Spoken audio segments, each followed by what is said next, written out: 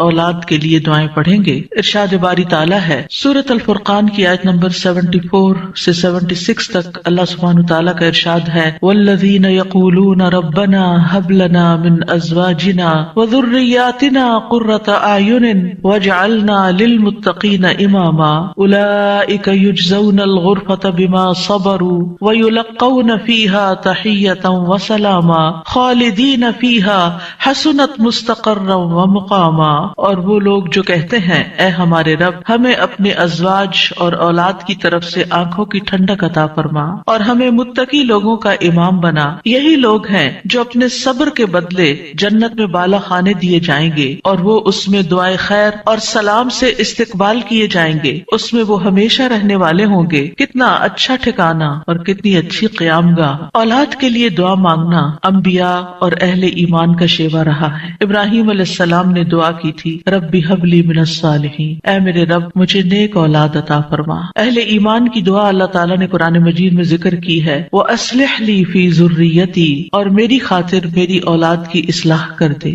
زکریا علیہ السلام نے دعا کی تھی فَهَبْ لِي مِن لَّدُنْكَ وَلِيًّا يَرِثُنِي وَيَرِثُ مِنْ آلِ يَعْقُوبَ وَاجْعَلْهُ رَبِّ رَضِيًّا، مجھے اپنے پاس سے ایک وارث عطا فرما جو میرا وارث بنے اور آل یعقوب کا وارث ہو، اور اے میرے رب اسے پسند کیا ہوا بنا، وہ ایسا ہو جس سے تو راضی ہو جائے، وہ پسندیدہ ہو. ابراہیم علیہ السلام نے دعا کی تھی رب اجعلنی مقیم الصلاۃ ومن ذریتی ربنا وتقبل دعا، اے میرے رب مجھے بھی اور میری اولاد کو بھی نماز قائم رکھنے والا بنا، اے رب میری یہ دعا قبول فرما. اہل ایمان ہمیشہ اپنی اولاد کے لیے دعا کرتے ہیں. سورۃ الفرقان کی جو آیات میں نے آپ کے سامنے پڑھی ہیں یہ عباد الرحمان سے متعلق آیات ہیں کہ رحمان کے خاص بندے، رحمان کے پسندیدہ بندے اللہ تعالیٰ سے دعا کرتے ہیں کہ ربنا ہب لنا من ازواجنا وذریاتنا قرۃ اعین، کہ اللہ ہمیں اپنی ازواج سے اور اپنی اولاد سے آنکھوں کی ٹھنڈک عطا فرما. یاد رکھیے یہ دعا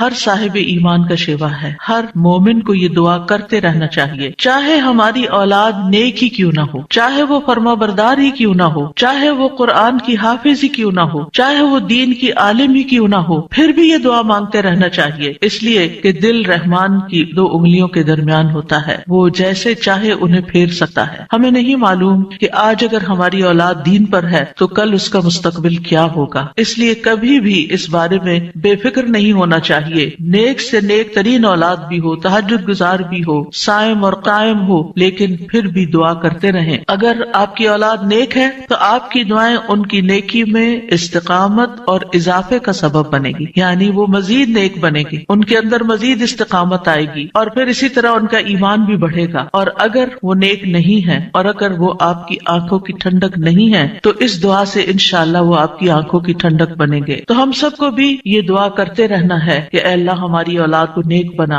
اور ان کو متقین کا امام بنا، یعنی تقوی والوں کی صحبت میں ہوں اور تقوی والوں میں بھی سب سے آگے ہوں، تقوی والوں کو بھی مزید لیڈ کرنے والے ہوں، ان کی رہنمائی کرنے والے ہوں. اور پھر یہ کہ وہ ہماری آنکھوں کی ٹھنڈک بھی ہوں، یعنی جہاں وہ رب کے پسندیدہ ہوں وہاں وہ ہمارے لیے بھی باعث سکون ہو. اس کے ساتھ ساتھ انسان کے لیے لازم ہے کہ وہ اپنی اولاد کی نیک تربیت بھی کرتا رہے، کیونکہ تربیت کی کوشش کرنا جو ہے ایک صبر آزما کام ہے. اسی لیے اس آیت کے بعد جو آیت آتی ہے اس میں صبر کرنے والوں کی جزا جنت میں غرفہ بتائی گئی ہے. عربوں کے ہاں گھر کے اندر جتنے بھی کمرے ہوتے ہیں ان میں سے سب سے بہترین کمرہ غرفہ کہلاتا ہے، یعنی سب سے اعلیٰ ترین درجہ. تو جنت میں بھی جب غرفہ کی بات ہے تو اس سے مطلب کوئی ہائی رائز بلڈنگ نہیں ہے، کیونکہ وہ ایک جگہ پر آتا نا کہ غرفات اور غرفات مبنیہ ہوں گے. تو اس سے مراد یہ ہے کہ جنت کے اعلیٰ ترین مقامات اللہ تعالیٰ ان کو عطا کرے گا جو صبر کے ساتھ تربیت بھی کرتے رہیں گے اور صرف اپنی تربیت اور اپنی کوشش کو کافی نہیں سمجھیں گے بلکہ اللہ تعالیٰ سے دعا بھی کریں گے. اور بہت دفعہ ایسا بھی ہوتا ہے کہ ہم تربیت میں پوری کوشش کر لیتے ہیں لیکن اس کا اثر اولاد میں نظر نہیں آتا. اولاد آپ کی ایکسپیکٹیشن پہ پوری نہیں اترتی، آپ جیسے ان کو دیکھنا چاہتے ہیں ویسے وہ نظر نہیں آتے. کیا ہم نوح علیہ السلام کی تربیت پہ کوئی شک کریں گے؟ ان کے 4 بیٹے تھے جن میں سے 3 بہترین بیٹے ثابت ہوئے لیکن ایک بیٹا اپنے ہی راستے پر چل نکلا. اس میں انسان کی کوشش اگر ہو اور انسان کے بس میں ہو اولاد کی اصلاح تو وہ سبھی کو سیدھا کر کے رکھ دے. لیکن یاد رکھیے کوشش ہماری، دعا ہماری، اور اس میں اثر ڈالنے والا اور اس کو ہماری آنکھوں کی ٹھنڈک بنانے والا صرف اور صرف ہمارا رب ہے. اس لیے مومن صرف اپنی کوششوں پہ بھروسہ بھروسہ نہیں کرتا بلکہ وہ اپنے رب کو پکارتا رہتا ہے. اور پھر عام طور پر یہ ہوتا ہے کہ ہم اس دعا کو اپنی دعاؤں کا حصہ نہیں بناتے. ہاں، جب اولاد کی طرف سے کوئی تکلیف پہنچتی ہے، جب وہ ہماری کوئی بات نہیں مانتے یا ہمیں ناراض کرتے ہیں، تو پھر ہمیں خیال آتا ہے کہ ہمیں دعا کرنی چاہیے کہ ان کی اصلاح ہو جائے اور یہ سیدھے ہو جائیں اور ہماری آنکھوں کی ٹھنڈک بن جائے. یاد رکھیے، یہ صرف اولاد کے بگاڑ کے وقت کی دعا نہیں ہے بلکہ ہمیشہ یہ دعا کرتے رہنا چاہیے. اپنی روزمرہ زندگی کی خاص دعاؤں میں اس دعا کو شامل کر لیں. اپنی نمازوں میں، سجدوں میں، قبولیت کے اوقات میں اپنی اولاد کے لیے دعا کریں، کیونکہ اولاد انسان کی محبوب ترین چیزوں میں سے ہے. جن کو اللہ نے اولاد کی نعمت سے نوازا ہے وہ اچھی طرح سمجھ سکتے ہیں کہ ہماری زندگی میں اولاد کا کیا مقام ہے. یعنی جب تک انسان والدین نہیں بنتا، ماں باپ نہیں بنتا، وہ اس بات کو سمجھ ہی نہیں سکتا کہ اولاد کیا چیز ہوتی. کیونکہ انسان زندگی میں مختلف چیزوں سے محبت کرتا ہے، مختلف چیزوں کے ساتھ انسان کا لگاؤ ہوتا ہے، مختلف کام یا مختلف چیزیں اس کو پسند آتی ہیں. لیکن جب ایک عورت ماں بنتی ہے، ایک مرد جو ہے وہ باپ بنتا ہے، تو اس کے بعد اس کی زندگی میں جو تبدیلی آتی ہے، اس کے بعد اس کی زندگی کے اندر جو خوبصورتی آتی ہے، اس کے بعد اس کی زندگی کا جو محور اور مرکز بن جاتا ہے اور اس کی تمام توجہ کا مرکز جو چیز بن جاتی ہے، اور دن رات کی یہ ڈیوٹی 24/7 کی ہوتی ہے. یعنی باقی چیزوں سے تو آپ کسی وقت الگ بھی ہو سکتے ہیں، مگر یہ وہ رشتہ ہوتا ہے کہ جس سے آپ پھر مرتے دم تک الگ نہیں ہو سکتے، کیونکہ وہ آپ کے جسم کا ایک حصہ ہوتا ہے. اور اللہ تعالیٰ آپ کے دل میں ہر چیز سے زیادہ ان کے لیے محبت ڈال دیتا ہے، اور ان کی خوشی آپ کو خوش کرتی ہے اور ان کا دکھ آپ کو دکھی کرتا ہے. اس لیے انسان کو ہمیشہ اپنی دعاؤں میں یہ خاص دعا کرتے رہنا چاہیے، اور قبولیت کے اوقات میں بھی، کیونکہ اولاد سے ملنے والی آنکھوں کی ٹھنڈک اسی وقت ہوتی ہے جب اولاد سیدھے رستے پر ہوتی ہے، جب اولاد نیک ہوتی ہے، اچھے کام کر رہی ہوتی ہے، تو پھر ہی ماں باپ کی آنکھوں کی ٹھنڈک ہوتی ہے. اور اس دعا کے دوسرے حصے میں اپنے لیے دعا ہے کہ اللہ ہمیں متقین کا امام بنا. یعنی اولاد جو ہے، ہم اس کے ایک طرح سے امام ہوتے ہیں. جیسے حدیث میں آتا ہے نا، کلکم راعٍ وکلکم مسئول عن رعیتہ، تو ہر ایک ہم میں سے راعی ہے، ہر ایک لیڈر، ہر ایک ذمہ دار ہے. تو اللہ تعالیٰ ہمیں ماں باپ کی حیثیت میں ایسا رول ماڈل بنا کہ ہم متقی ہوں اور ہماری اولاد بھی متقی ہو. یعنی ہماری اولاد میں بھی نیکی ہو اور پھر ہم نیکی کے ساتھ آگے ان کی رہنمائی کرنے والے ہوں. اور ویسے جنرل سینس میں دیکھیں تو اس میں انسان کو ایک ہائیسٹ مقام حاصل کرنے کی دعا یہاں سکھائی گئی ہے، اور وہ کیا کہ انسان ایسا انسان ہو کہ جسے دیکھ کر لوگ متقی بن جائیں. یعنی دوسرے لفظوں میں یہ کہ نیکیوں میں سبقت کرنے والے ہوں، نیکیوں میں آگے بڑھنے والے ہوں، تاکہ دوسرے لوگ بھی ہمیں دیکھ کر نیک بن جائیں. مثلا اگر ایک مرد اول وقت میں مسجد میں جا کر نماز پڑھتا ہے تو اس کے بچوں پر اس کا کیا امپریشن ہوگا. یعنی اگر باپ ذمہ دار ہے تو بچے بھی دیکھ کر کہیں گے کہ ہاں ہمیں بھی یہی کام کرنا ہے، کیونکہ بچے ابتدائی زندگی میں خاص طور پر باپ کو ماں کو بہت فالو کر رہے ہوتے ہیں. پھر اسی طرح اگر آپ کا پڑوسی آپ کو دیکھتا ہے، آپ کے کولیگز آپ کو دیکھتے ہیں کہ آپ کی توجہ سب سے زیادہ کس چیز کی طرف ہے، تو وہ بھی آپ کی دیکھا دیکھی نیکی کے کام میں آگے بڑھتے ہیں. آپ صدقہ کرتے ہیں اور کوئی آپ کو دیکھ رہا ہے، آپ کا مقصد نہیں دکھانا، لیکن کسی کو نظر آ جاتا ہے تو آپ کو دیکھ کر وہ بھی شروع کر دیتا ہے، تو آپ اس کے کیا بن گئے؟ امام. یعنی آپ لیڈ کر رہے ہیں، آپ آگے ہیں اور وہ آپ کو فالو کر رہے ہیں. تو ہمیں یہ دعا کرنی چاہیے اپنے لیے کہ اللہ ہمیں نیکی کے کاموں کا امام بنا، متقین کا امام بنا. تو یہاں ہم دیکھتے ہیں کہ یہ عباد الرحمن کی صفات میں سے ایک صفت ہے، اور وہ کہتے ہیں والذین یقولون ربنا ہب لنا. ہب کا لفظ جو ہے یہ ہبہ سے ہے، اور ہبہ کہتے ہیں بلا معاوضہ کوئی چیز دینا. یا رب ہم نے کچھ کیا نہیں، لیکن تو اپنے پاس سے ہمیں عطا فرما، اپنی خاص رحمت سے ہمیں یہ عطا فرما. من ازواجنا، ازواج کا لفظ جو ہے یہ زوج سے ہے.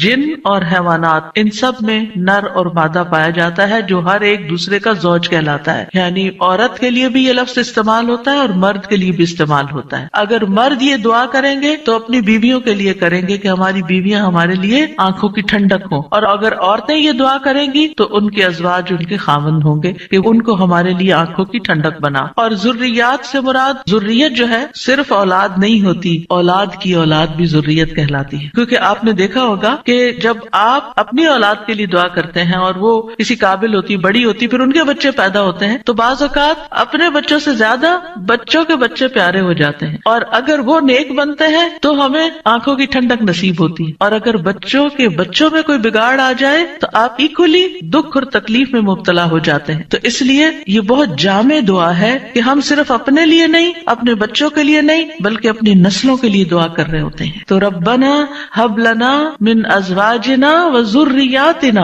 اور ذریات میں قرۃ اعین، آنکھوں کی ٹھنڈک۔ آپ کو معلوم ہے کہ آنکھیں ٹھنڈی بھی ہوتی ہیں اور گرم بھی ہوتی ہیں۔ آنکھوں سے جب آنسو بہتے ہیں، خوشی کے آنسو بہیں تو آنکھیں ٹھنڈی ہوتی ہیں، اور اگر غم کے آنسو ہوں تو آنکھیں گرم ہو جاتی ہیں۔ تو آنکھوں کی ٹھنڈک کا مطلب ہے خوشی، مسرت، اور پھر یہ کہ آنکھوں کی ٹھنڈک ہو تو انسان پرسکون رہتا ہے، نیند بھی سکون سے آتی ہے۔ کہ بچوں کی طرف سے اگر انسان کو بے فکری ہو کہ وہ اچھے کام کر رہے ہیں، اچھی جگہ پر ہیں، سیف ہینڈز میں ہیں، تو انسان کے بہت سے غم، دکھ، پریشانیاں ختم ہو جاتی ہیں، وہ بے فکر ہو جاتا ہے۔ اور پھر اسی طرح یہ ہے کہ جب آنکھوں کی ٹھنڈک ہوتی ہے تو انسان کے دل کو بھی قرار ملتا ہے۔ یعنی آنکھوں کی ٹھنڈک صرف آنکھوں تک نہیں رہتی، بلکہ آنکھوں سے انسان جو کچھ دیکھتا ہے وہ اس کے دل تک اتر جاتا ہے۔ ابن عباس کہتے ہیں اس سے مراد ان کی وہ اولاد ہے جو اللہ کی اطاعت کے کام کرے تاکہ دنیا اور آخرت میں انہیں آنکھوں کی ٹھنڈک نصیب ہو۔ یعنی جو بچے نیک ہوتے ہیں وہ ماں باپ کے لیے ان کی زندگی میں بھی خوشی کا باعث ہوتے ہیں، اور جب ماں باپ فوت ہو جاتے ہیں تو وہ ان کے لیے صدقہ جاریہ بن جاتے ہیں۔ اور پھر جب قیامت کے دن اٹھیں گے اور اولاد اور والدین کو اللہ سبحانہ وتعالی جمع کر دے گا اپنی جنتوں میں، تو یہ وہاں بھی ان کو دیکھ دیکھ کر خوش ہوتے رہیں گے۔ obviously جو بچے ماں باپ کے ساتھ نہیں جا سکیں، جو ماں باپ کا دین چھوڑ گئے یا ان کا راستہ چھوڑ گئے یا نماز روزہ چھوڑ گئے، تو پھر ظاہر ہے کہ وہ بچے چاہے دنیا میں کتنے بھی کامیاب کیوں نہ ہوں، وہ آخرت میں ساتھ نہیں ہوں گے۔ تو اس لیے جب یہ دعا کرتے ہیں تو اس میں ان کی ہدایت اور صلاح کی دعا بھی آ جاتی ہے۔ یعنی یہاں اس دعا سے مراد صرف بچوں کا ظاہری حسن اور خوبصورتی اور ان کی دنیا کی کامیابیاں اور دنیا میں ان کا مال و دولت کمانا، یہ بھی ٹھیک ہے، خوشی کی بات ہوتی ہے۔ بچہ خوبصورت ہو تو ماں باپ کو بہت اچھا لگتا ہے، بچہ اگر کامیاب ہو، کوئی ڈگری کر لے تو ماں باپ کو بہت اچھا لگتا ہے، بچے کو اچھی جاب مل جائے تو ماں باپ بہت خوش ہوتے ہیں۔ اور جو ماں باپ صرف دنیا کے لیے جیتے اور جن کا مطلب اور مقصد، ایم اور گول صرف دنیا کمانا ہوتا ہے، وہ انہی باتوں پر خوش ہوتے رہتے ہیں۔ لیکن جو اہل ایمان ہوتے ہیں ان کی خوشی صرف اس چیز میں نہیں ہوتی، ان کی خوشی اولاد کی نیکی میں ہوتی ہے کہ ہماری اولاد نیک ہو۔ تو جب ہم یہ کہتے ہیں کہ ہمیں آنکھوں کی ٹھنڈک عطا کر، تو اس سے مطلب یہ ہوتا ہے کہ اللہ وہ تیرے اطاعت گزار ہوں، فرما بردار ہوں، خیر اور بھلائی کے کاموں میں آگے جانے والے ہوں، اللہ کی عبادت اچھے طریقے سے کرنے والے ہوں، گناہوں اور حرام کاموں سے بچنے والے ہوں، اور وجعلنا للمتقین اماما، کہ اللہ ہمارے ماتحت جتنے بھی لوگ ہیں وہ سب متقی ہوں۔ یعنی ایک طرف اولاد کے لیے دعا اور دوسری طرف ان لوگوں کے لیے جو ہمیں فالو کرتے ہیں یا جن کے اوپر ہم ذمہ دار بنائے گئے ہیں، کہ یا اللہ ان کے اندر بھی تقویٰ پیدا کر دے۔ یعنی ہماری اولاد تو نیک ہو، لیکن آپ کے ساتھ جو لوگ کام کر رہے ہیں، جن کے آپ ذمہ دار ہیں، مثلاً اگر آپ استاد ہیں اور آپ کے شاگرد ہیں، یا آپ ایک لیڈر ہیں، کمیونٹی لیڈر ہیں اور آپ کے بہت سے فالوورز ہیں، یا اسی طرح اور جو بھی کام آپ لیڈرشپ رول میں کرتے ہیں، تو یا اللہ جو لوگ آپ کی جو ٹیم ہے، یا اللہ اس کو بھی متقی بنا دے، اس کے اندر بھی اپنی محبت پیدا کر دے۔ کتنی خوبصورت دعا ہے۔ ظاہر ہے کہ انسان انہی لوگوں کے ساتھ ہوتا ہے، یا تو گھر میں ہوتا ہے یا باہر کام پر ہوتا ہے۔ جب گھر میں ہوتا ہے تو کیا ہوتا ہے، بیوی اور بچوں کو دیکھ کر انسان اپنی آنکھیں ٹھنڈی کرتا ہے، اس کو ایک پرسکون ماحول ملتا ہے۔ اور جب وہ گھر سے باہر ہوتا ہے، اپنی جاب پر ہوتا ہے، اپنی ٹیم کے ساتھ ہوتا ہے، تو ان کی نیکی، ان کا اخلاق، ان کا تقویٰ دیکھ دیکھ کر اس کی آنکھیں ٹھنڈی ہوتی رہتی۔ سنسیئر مخلص ساتھیوں کا مل جانا یہ اللہ تعالیٰ کی بہت بڑی نعمت ہوتی ہے۔ اور پھر آپ دیکھیے کہ یہ نہ صرف ان کے تقویٰ کی دعا ہے، بلکہ جو خود متقی بننے کی خواہش رکھتا ہوگا وہی چاہے گا کہ اس کے ساتھی اور اس کے ماحول کے لوگ اور اس کے آس پاس کے لوگ تقویٰ والے ہوں۔ اور یہ معنی بھی اس کا بنتا ہے کہ یا اللہ تو ہمیں اتنا تقویٰ عطا کر کہ ہم متقین کے امام بن جائیں، یعنی ان متقین میں سے بھی سب سے آگے ہو تقویٰ میں۔ للمتقین اماما، یعنی ہمیں ہدایت کا امام بنا، لوگوں کو ہم سے ہدایت حاصل ہو، گمراہی کا امام نہ بنے۔ کیونکہ اللہ سبحانہ تعالیٰ نے خوش بخت لوگوں کے بارے میں فرمایا سورۃ الانبیاء میں، وَجَعَلْنَاهُمْ أَئِمَّةً يَهْدُونَ بِأَمْرِنَا وَأَوْحَيْنَا إِلَيْهِمْ فِعْلَ الْخَيْرَاتِ وَإِقَامَ الصَّلَاةِ وَإِيتَاءَ الزَّكَاةِ وَكَانُوا لَنَا عَابِدِينَ، اور ہم نے انہیں ایسے پیشوا بنایا جو ہمارے حکم کے ساتھ رہنمائی کرتے تھے، اور ہم نے ان کی طرف نیکیاں کرنے اور نماز قائم کرنے اور زکوٰۃ ادا کرنے کی وحی بھیجی، اور وہ صرف ہماری عبادت کرنے والے تھے۔ تو اس سے کیا پتہ چلتا ہے کہ ہم نے انہیں ایسا پیشوا بنایا جو ہمارے حکم کے ساتھ رہنمائی کرتے تھے۔ یہ ہے متقین کے امام، کہ جو اللہ کی مرضی اور اللہ ہی کے دی ہوئی جو تعلیم اور ہدایت ہے اس کے مطابق لوگوں کو گائیڈ کرتے ہیں، صرف اپنی من پسند چیزوں یا اپنی طرف سے چیزیں ایجاد نہیں کرتے۔ اور اہل شقاوت بدبخت لوگوں کے بارے میں آتا ہے وَجَعَلْنَاهُمْ أَئِمَّةً يَدْعُونَ إِلَى النَّارِ، ہم نے ان کو ایسے امام بنایا جو لوگوں کو آگ کی طرف بلاتے ہیں، جیسے فرعون تھا، قارون اور اس طرح کے لوگ کہ لوگ ان کو فالو کرتے تھے اور وہ خود بھی آگ کی طرف جانے والے، جیسے فرعون کے بارے میں آتا ہے یقدم قومہ یوم القیامۃ فاوردہم النار، کہ قیامت کے دن وہ اپنی قوم کو لیڈ کر رہا ہوگا اور انہیں آگ میں لے جا کے گرائے گا. تو اس لیے بہت ضروری ہے کہ ہم خیر میں اچھا نمونہ بنے. اور ویسے بھی آپ دیکھیں کہ انسان کے امپریشنز ہوتے ہیں، انسان جو کچھ کرتا ہے اچھا کرتا ہے یا برا کرتا ہے اس کے آثار ہوتے ہیں. یعنی آپ اچھا کرتے ہیں اور آپ کو دیکھ کے جتنے لوگ خاموشی سے اچھا کر لیتے ہیں وہ سارے آپ کے آثار ہو گئے اور ان سب کی نیکی آپ کی نیکی میں جمع ہو گئی. اور آپ کو دیکھ کر اگر کوئی شخص غلط ٹرینڈ اختیار کرتا ہے تو اس کی قباحت بھی آپ کے پلے میں پڑ گئی. تو متقین کا امام بننے کے لیے یاد رکھیے دو چیزیں بڑی اہم ہیں، ایک ہے صبر اور دوسرے ہے یقین.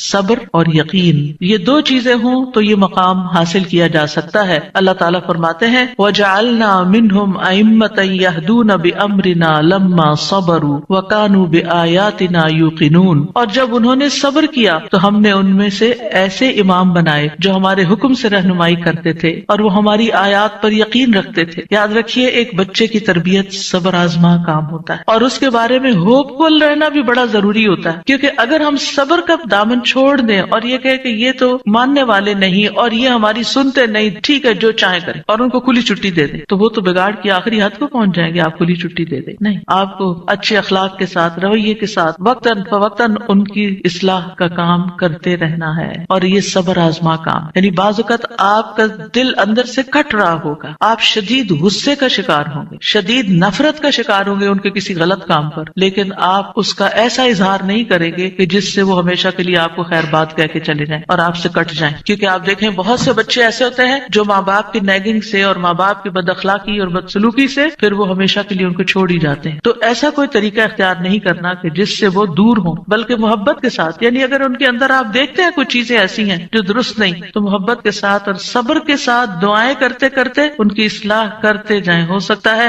آپ اپنی زندگی میں نہ دیکھیں وہ دن جس کو آپ دیکھنا چاہتے ہیں، لیکن مرنے کے بعد آپ کو ان کی دعائیں پہنچ رہی ہیں، آپ کی وہ محنت ضائع نہیں جائے گی. تو لما صبروا، صبر کرنا بہت ضروری ہے. اور پھر یہ ہے کہ ان کی طرف سے جتنی بھی آزمائشیں آئیں، ان کی طرف سے جو تکلیفیں آپ کو پہنچے، کیونکہ جو بھی ماں باپ بنتے ہیں وہ سب جانتے ہیں کہ اولاد کی طرف سے بعض اوقات آنکھوں کی ٹھنڈک سے زیادہ تکلیفیں ہی پہنچتی، یعنی وہ آپ کا مقام نہیں سمجھتے جب تک وہ خود ماں باپ نہیں بنتے. ان کو سمجھ نہیں آتی کہ ماں باپ کا مقام کیا ہے اور ماں باپ کی تکلیف کیا ہے. لہٰذا ایسے تمام مواقع پر صبر سے کام لینا ہے. اور دوسرا یہ کہ یقین رکھنا ہے، بے یقینی سے دعا نہیں کرنی، یقین رکھنا ہے کہ اللہ میری دعائیں سنتا ہے اور وہ ضرور سنے گا. لم اکم بدعائک رب شقیا، اے رب میں تجھ سے دعا مانگ کر کبھی بدبخت ہوا ہی نہیں، تو دعاؤں کا سننے والا ہے. ایسی دعا کرنے والوں کا انجام بہت بہترین ہے. اللہ تعالیٰ فرماتے ہیں اولئک یجزون الغرفۃ، ایسے نیک بندے جن کے اندر یہ صفات ہوں، جو یہ چاہتے ہوں کہ ان کی اولاد اچھی ہو جائے، ان کے ازواج، ان کی بیوی یا شوہر اچھا ہو جائے، اور پھر صبر کے ساتھ یہ سب کام کریں تو پھر ان کا انجام بھی بہت اچھا ہے. اور وہ کیا ہے کہ جنت کا اعلیٰ ترین مقام، جیسا کہ سورۃ العنکبوت میں آتا ہے والذین آمنوا وعملوا الصالحات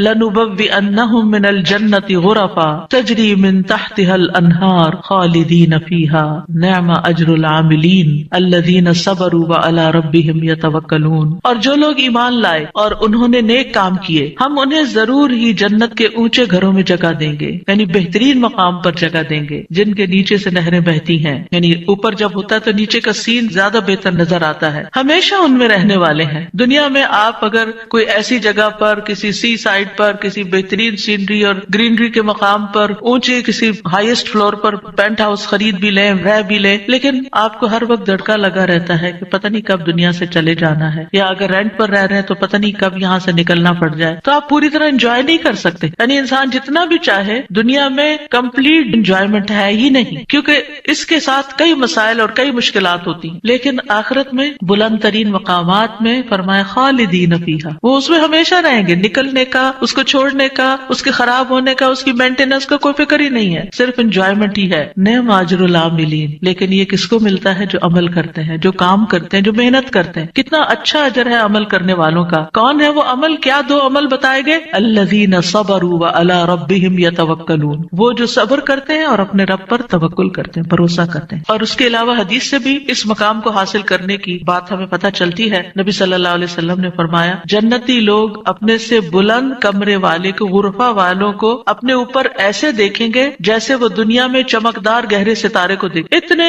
بلند ہوں گے ان کے مقامات. آپ سوچئے کبھی بھی آپ جب جہاز پر ونڈو سیٹ پر بیٹھے ہوتے ہیں تو آپ جب نیچے دیکھتے ہیں تو بعض بہت ہی خوبصورت مناظر نظر آتے ہیں. تو آپ سوچئے کہ جس کا گھر وہ ستارے کی جگہ پر ہو, اتنا بلند مقام اس کو مل چکا ہو, تو پھر اس کو کیا کچھ نظر نہیں آئے گا نیچے. فرمایا کہ جس طرح وہ دنیا میں چمکدار گہرے ستارے کو دیکھتے ہیں جو آسمان کے مشرقی یا مغربی کنارے میں بہت دور ہوتا ہے, ان میں سے ایک دوسرے سے افضل ہوگا. لوگوں نے عرض کیا یا رسول اللہ, یہ تو انبیاء کے محل ہوں گے جنہیں ان کے سوا اور کوئی نہ پا سکے گا. آپ نے فرمایا نہیں, اس ذات کی قسم جس کے ہاتھ میں میری جان ہے, یہ ان لوگوں کے لیے ہے جو اللہ پر ایمان لائے اور انبیاء کی تصدیق کی. ایک اور روایت میں آتا ہے بے شک جنت میں ایسے غرف ہیں جنتی ان کے باہر والے حصے کو اندر سے دیکھ سکیں گے اور اندر والے حصے کو باہر سے دیکھ سکیں گے. اللہ نے یہ ایسے شخص کے لیے تیار کیے ہیں جو لوگوں کو کھانا کھلائے اور سلام عام کرے اور رات کو نماز ادا کرے جب لوگ سو رہے ہیں. اور الحمدللہ رمضان ایسا مہینہ ہوتا ہے کہ جس میں آپ یہ تینوں کام کر سکتے ہیں. آپ کی ہرس ہوتی ہے کہ زیادہ سے زیادہ لوگوں کو افطار کرایا جائے, زیادہ سے زیادہ لوگوں تک راشن پہنچایا جائے, یعنی ان کو کھلایا جائے. اور جب آپ مسجد جاتے ہیں تو تراویح بھی ہوتی ہے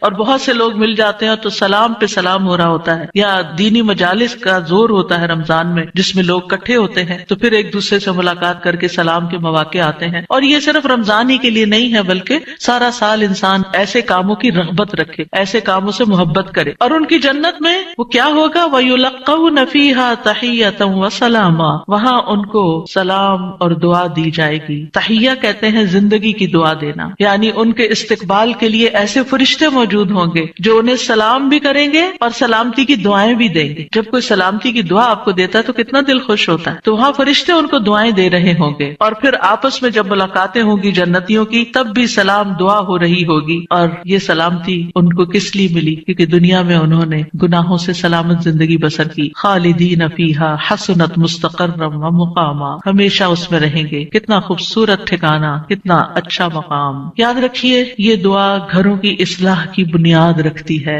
اس میں صرف اولاد ہی نہیں بلکہ ازواج بھی, یعنی شوہر اور بیوی. آج آپ دیکھیں کہ ہر دوسرے گھر کا یہ مسئلہ بنا ہوا ہے کہ گھر میں میاں بیوی کی لڑائیاں جاری. اس سے ایک دوسرے کے اندر ایک بے چینی, اداسی, پریشانی, کاموں میں رکاوٹ اور کتنی بے شمار خرابیاں. اور سب سے بڑی بات یہ کہ آپ اپنی اولاد کے لیے ایک بہترین نمونہ ہوتے ہیں. آپ صرف آپس میں نہیں لڑتے بلکہ اپنے بچوں کو ایک برا نمونہ پیش کر کے ان کی زندگیوں کو بھی جہنم بناتے ہیں. اور پھر آپ دیکھیے کہ کوئی اور انسان ناراض ہو جائے تو اس سے انسان کو اتنی تکلیف نہیں ہوتی, حتیٰ کہ اگر ماں باپ بھی ناراض ہوتے ہیں نا تو انسان اتنی پرواہ نہیں کرتا. لیکن اگر شوہر بیوی سے یا بیوی شوہر سے ناراض ہو تو انسان کی غم کی انتہا ہوتی, کسی چیز میں دل نہیں لگتا, پریشانی چھا جاتی ہے اور ہر چیز بے مزہ ہو جاتی. چاہے خوبصورت ترین محل میں آپ رہتے ہو, خوبصورت ترین لباس آپ پہنتے ہو, بہترین کھانے آپ کھاتے ہو, لیکن اگر میاں بیوی کا آپس میں پیار نہیں ہے, آپس میں اتفاق نہیں ہے, آپس میں ایک دوسرے سے خوش نہیں ہے تو زندگی کی کوئی خوشی نہیں ہوتی. تو اس لیے بہت ضروری ہے کہ اس دعا سے کام لیا جائے. اور جہاں کہیں تھوڑے بہت بھی پرابلمز ہیں وہ بھی انشاءاللہ حل ہو جائیں گے, اور جہاں بڑے مسائل ہیں اور جہاں مسائل نہیں بھی وہاں بھی یہ دعا پڑھی جائے تاکہ گھروں کے اندر ایک خوبصورتی آئے. یعنی اللہ تعالیٰ نے ہمیں منع تو نہیں کیا کہ دنیا میں ہم محبت سے زندگی نہ گزاریں, یعنی ہمیں دنیا میں بھی محبت چاہیے, آپس کی اتفاق اور پیار چاہیے. ایک محبت جو ہوتی ہے وہ انسان کی ضرورت ہوتی ہے, ایک دوسرے کی کیئر کرنا ایک ضرورت ہوتی ہے ہر انسان کی. اور اللہ سبحانہ و تعالیٰ نے جوڑے بنائے کیوں ہیں؟ قرآن مجید میں اللہ تعالیٰ فرماتے ہیں وَمِنْ آيَاتِهِ أَنْ خَلَقَ لَكُم مِّنْ أَنفُسِكُمْ أَزْوَاجًا لِتَسْكُنُوا إِلَيْهَا وَجَعَلَ بَيْنَكُم مَّوَدَّةً وَرَحْمَةً إِنَّ فِي ذَلِكَ لَآيَاتٍ لِقَوْمٍ يَتَفَكَّرُونَ. اور اس کی نشانیوں میں سے ایک یہ ہے کہ اس نے تمہاری ہی جنس سے تمہارے جوڑے پیدا کیے یا بیویاں پیدا کی تاکہ تم ان کے پاس سکون حاصل کرو, اور تمہارے درمیان محبت اور رحمت پیدا کر دی. غور و فکر کرنے والوں کے لیے اس میں کئی نشانیاں ہیں. تو اللہ سبحانہ تعالیٰ نے شادی کا مقصد کیا رکھا ہے؟ سکون کا حصول. اور اگر شادی کے بعد انسان کا پہلا سکون بھی جاتا رہے اور سکون ہی لٹ جائے اور تکلیف اور پریشانی ہر وقت رہے تو اس نے کیا پایا؟ تو شادی کا مقصد ہی بہت ہو گیا. ٹھیک ہے شادی کے اور بھی کئی مقاصد ہو سکتے ہیں لیکن سب سے بنیادی اور اول مقصد اللہ تعالیٰ نے کیا رکھا ہے اس رشتے کے اندر؟ ایک دوسرے سے سکون, مودت اور رحمت. ایک دوسرے سے محبت بھی کریں اور ایک دوسرے پر رحم بھی کریں, ایک دوسرے کی کیئر کریں, ایک دوسرے کا خیال رکھیں, ایک دوسرے کی ضرورت کو پہچانیں. صرف خود غرضی نہ ہو کہ میری مرضی, میرا مقصد, میرا مطلب اور میں جو چاہوں صرف وہ ہو میرے پاس. نہیں, یہ بھی دیکھنا ہوگا کہ دوسرا کیا چاہتا ہے. اور جن کپلز کو یہ سمجھ آ جاتی ہے کہ دوسرے کی خواہش کیا ہے اور وہ دوسرے کی خواہش کو پورا کرنے کی کوشش کرتے ہیں تو لازماً دوسرا بھی پھر ان کی خواہش پوری کرتا ہے اور ایک خوشگوار زندگی وجود میں آتی ہے. اسی طرح اللہ تعالیٰ نے سورۃ النحل میں بھی فرمایا وَاللَّهُ جَعَلَ لكم من أنفسكم أزواجا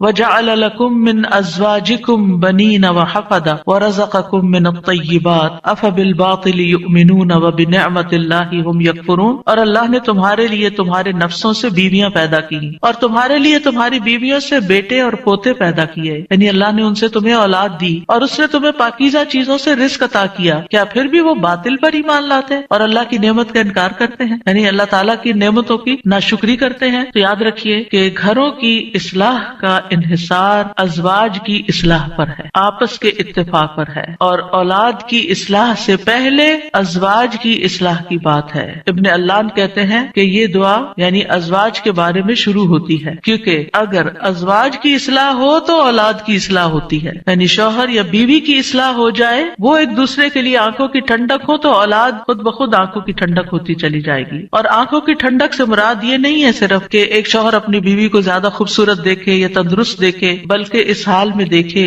کہ وہ اللہ کی فرما بردار ہو. کیونکہ ایک حدیث میں آتا ہے کہ دنیا متاع اور دنیا کی سب سے بہترین متاع نیک بیوی ہے، یعنی دنیا میں جتنی بھی نعمتیں ہیں ان میں سے سب سے بڑی نعمت ایک مرد کے لیے کیا ہے؟ ایک نیک بیوی ہے، ایک اچھی بیوی ہے. اور نیکی صرف نماز روزے کا نام نہیں ہوتی، نیکی اچھے اخلاق کا نام ہوتی. ایک اور حدیث میں آتا ہے نا کہ جب ایک عورت 5 وقت کی نماز پڑھے، رمضان کے روزے رکھے اور اپنے شوہر کی اطاعت کرے، جب وہ اس کو دیکھے اس کو خوش کر دے تو وہ جنت کے جس دروازے سے چاہے داخل ہو جائے. یعنی اس تعلق کی بہتری اور خوبصورتی کا اتنا زیادہ اہتمام کیا گیا ہے. اور پھر آپ دیکھیں کہ متقین کا امام بننے کے لیے انسان کو پہلے گھر میں اچھا امام بننے کی ضرورت، یعنی گھر سے باہر آپ اسی صورت میں اچھے امام بن سکتے ہیں جب آپ گھر کے اندر خوبصورتی لاتے ہیں اور اس کے لیے کوشش بھی کرتے ہیں. دیکھیے کچھ رشتے ہمیں اللہ کی طرف سے بنے بنائے مل جاتے ہیں، جیسے ماں باپ کا رشتہ ہے. ماں باپ سے آپ کو انکنڈیشنل لو ملتا ہے، آپ اچھا کریں آپ برا کریں، آپ ان کو خوش کریں آپ ان کو ستائیں، آپ ان کے قریب ہوں آپ ان سے دور ہوں، وہ آپ سے محبت کرتے ہی رہیں گے. آپ زندہ ہوں آپ مر جائیں، ہر صورت میں محبت کرتے ہیں. آپ نے دیکھا ان ماؤں کو جن کا کوئی بچہ فوت ہو جائے تو وہ زندہ کو بھول گئے، اسی کو یاد کرتی رہتی ہیں جو چلا گیا ہے. قریب ہو تب بھی محبت کرتے ہیں، دور ہو تب بھی محبت کرتے ہیں. ماں باپ کی محبت انکنڈیشنل، لیکن ازواج کی محبت کنڈیشنل ہوتی ہے. اگر آپ اچھے اخلاق کا مظاہرہ کریں گے، اچھے انسان بن کر رہیں گے تو آپ کی محبت بڑھتی جائے گی. لیکن اگر آپ اپنے اخلاق کو کھو دیں گے تو پھر اس محبت میں کمی آنی شروع ہو جائے گی. تو کچھ رشتے بنے بنائے ہوتے ہیں اور کچھ کو بنانا پڑتا ہے، ان کی مینٹیننس کرنی پڑتی ہے. یاد رکھیے شادی جو ہے یہ انبیاء کا طریقہ ہے، نیک لوگوں کا طریقہ ہے، ہمارے دین کا شعار ہے. نکاح جو ہے وہ نصف ایمان ہے، یعنی ہمارے دین میں کرسچینٹی کی طرح یہ نہیں ہے کہ آپ شادی نہیں کریں، آپ نن بن جائیں، آپ فقیر بن جائیں اور آپ زیادہ نیک ہیں. نہیں، آپ شادی کر کے زیادہ نیکی کما سکتے ہیں. یعنی اسلام جو ہے وہ فطری ضروریات کو مد نظر رکھتا ہے. اللہ تعالیٰ فرماتے ہیں یقیناً آپ سے پہلے بھی ہم نے کئی رسولوں کو بھیجا اور ہم نے ان کے لیے بیویاں اور اولاد بنائی. یعنی پیغمبر بھی بیویوں والے اور اولادوں والے تھے. نبی صلی اللہ علیہ وسلم نے فرمایا نکاح میری سنت ہے، بس جو میری سنت پر عمل نہیں کرتا وہ مجھ سے نہیں. تم لوگ شادی کیا کرو، یعنی شادی کرنا بھی ایک نیکی کا کام ہے، عبادت ہے، کیونکہ میں تمہاری تعداد کی بنا پر سابقہ امتوں سے کثرت تعداد میں مقابلہ کروں گا. ایک اور روایت سے پتہ چلتا ہے کہ شادی نہ کرنے والا نبی صلی اللہ علیہ وسلم کے طریقے سے منہ موڑنے والا ہے. آپ کو یاد ہوگا کہ وہ 3 صحابہ جو نبی صلی اللہ علیہ وسلم کی ایبسنس میں حضرت عائشہ کے پاس پوچھنے گئے تھے کہ آپ کے اعمال کیا ہیں، تو جب انہوں نے بتایا تو انہوں نے کہا وہ تو اللہ کے نبی ہیں، تو اس لیے ایک نے کہا میں کبھی گوشت نہیں کھاؤں گا، دوسرے نے کہا میں کبھی رات کو نہیں سوؤں گا، تیسرے نے کہا میں کبھی شادی نہیں کروں گا. تو نبی صلی اللہ علیہ وسلم کو جب یہ باتیں پتہ چلی تو آپ نے اللہ تعالیٰ کی حمد و ثنا کی اور فرمایا ان لوگوں کو کیا ہو گیا ہے جنہوں نے ایسی اور ایسی باتیں کہی ہیں. میں رات میں نوافل بھی پڑھتا ہوں، سوتا بھی ہوں، نفلی روزہ رکھتا ہوں اور چھوڑ بھی دیتا ہوں، نکاح بھی کرتا ہوں، بس جو شخص میرے طریقے سے منہ موڑے گا وہ مجھ سے نہیں، یعنی وہ میری امت میں سے نہیں ہے جو میرے اس طریقے کو پسند نہ کرے. اللہ سبحانہ تعالیٰ نے خود نکاح کی رغبت دلائی ہے. وَأَنكِحُوا الْأَيَامَ مِنكُمْ وَالصَّالِحِينَ مِنْ عِبَادِكُمْ وَإِمَائِكُمْ، اور اپنے میں سے بے نکاح مردوں اور عورتوں کا نکاح کر دو، اور اپنے غلاموں اور اپنی لونڈیوں میں سے جو نیک ہیں ان کا بھی. نکاح میں دیر کیوں کرتے ہیں عام طور پر؟ کہ ابھی بچے کچھ کماتے نہیں ہیں. فرمایا اگر وہ محتاج ہوں گے اللہ ان کو اپنے فضل سے غنی کر دے گا، اور اللہ وسعت والا اور سب کچھ جاننے والا ہے. اور پھر شادی ویسے بھی آپ دیکھیں نگاہ کی حفاظت کا ذریعہ ہے، شرمگاہ کی حفاظت کا ذریعہ ہے، نصف دین مکمل کرنے کا ذریعہ ہے. حدیث میں آتا ہے جب کوئی شخص نکاح کر لیتا ہے تو اپنا آدھا دین مکمل کر لیتا ہے، لہذا چاہیے کہ باقی آدھے دین کے بارے میں اللہ سے ڈرتا رہے. پھر آپ دیکھیے کہ صرف دنیا میں نہیں آخرت میں جنت میں بھی پاکیزہ جوڑے ہوں گے. وَلَهُمْ فِيهَا أَزْوَاجٌ مُطَهَّرَةٌ، پاکیزہ بیویاں ہوں گی. اہل جنت سے کہا جائے گا ادخلوا الجنۃ انتم وازواجکم تحبرون، تم اور تمہاری بیویاں جنت میں داخل ہو جاؤ، تم خوش رکھے جاؤ گے۔ فرشتے اہل ایمان اور ان کی بیویوں اور بچوں کے لیے دعائیں کرتے ہیں، کیا کہتے ہیں؟ ربنا وادخلهم جنات عدن التي وعدتهم ومن صلح من آبائهم وازواجهم وذرياتهم انك انت العزیز الحکیم، اے ہمارے رب، اور انہیں ہمیشگی کے باغات میں داخل کر جن کا تو نے ان سے وعدہ کیا تھا، اور ان کے آباء و اجداد اور ان کی بیویوں اور ان کی اولادوں میں سے جو نیک ہوئے ان کو بھی جنت میں داخل کر۔ یعنی یہ فرشتے اہل ایمان کے لیے دعا کرتے ہیں۔ اور جنت میں کوئی بھی کمارا نہیں ہوگا، یعنی جن لوگوں کی دنیا میں شادی نہیں ہوئی ان کو بھی اللہ تعالیٰ جوڑے عطا کرے گا، اور جن کے شوہر پہلے فوت ہو گئے یا بیوی فوت ہو گئی، یا ایک نیک تھا اور ایک جنت میں نہیں گیا دوسرا جہنم میں چلا گیا، تو ان کو بھی اللہ تعالیٰ وہاں جوڑے عطا کرے گا۔ اور کوئی بھی ایسا نہیں ہوگا کہ جو تنہائی کا شکار ہو، آئسولیشن کا شکار ہو، کیونکہ انسان کی زندگی میں اگر کمپینین ہوتا ہے تو انسان کے لیے سکون کا باعث ہوتا ہے، اور خاص طور پر اگر نیک بیوی ہو۔ قرآن مجید میں آتا ہے فالصالحات قانتات، نیک عورتیں وہ ہیں جو شوہروں کی فرمانبردار ہوں، ان کی بات ماننے والی ہوں، اور ان کی عدم موجودگی میں اللہ کی حفاظت میں ان کے حقوق کی حفاظت کرنے والی، یعنی اپنی جان اور مال کی حفاظت کریں جب شوہر نہ بھی موجود ہوں۔ پھر ہمیں یہ کہا گیا ہے کہ پاک دامن عورت سے شادی کی جائے، اور عورت سے شادی کا معیار کیا رکھا گیا؟